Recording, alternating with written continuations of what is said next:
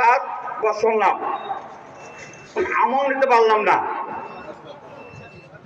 তাহলে ওয়াজেব ও স্বার্থ হলো নাই। ওনার তো কষ্ট করে বললেন, সেই জায়গায় আমার স্বার্থ হলো না। আজকে উনি একটা বক্তব্য রেখেছেন, যেটা আমি বলি অনেক জায়গায়, যে অন্তত একটা আমল যদি আমরা নিয়ে দিতে পারি, তাহলে কি হবে? এই ওয়াজের যে কষ্ট করেন, যে আয়োজক, যে ইসলামিক জলসা আয়োজন করেন, যে আমাদেরকে ইসলামিক কিছু শোনার জন্য, বোঝার জন্য, যে সুন্দর একটা বয়ান করেছেন, যে একটা অন্তত আমাদের অন্তরে গেঁথে দিয়েছেন। শুনছেন না সবাই? বলেছেন না একটা আমল আমরা গ্রহণ করেছি সবাই? আমরা আল্লাহর কাছে কি দেবো? বলবো বিপদ আপদে, বিপদ আমাদের ইয়েতে বলবো। কি বলবো বলেন তো? আস্তাগফিরুল্লাহ। এই তো, এইটা বলতে হবে আমাদের। এটা শিখলাম। কি হলো?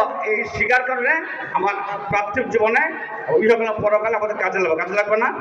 তাহলে এটা শিখলাম আজকে যিনি বয়ান করবে, আমরা আশা করব যারাই বয়ান করেন তারা এমন বয়ান করবেন যে বয়ানের কাছ থেকে আমরা কি শিখে যাবো, সে শিক্ষাটা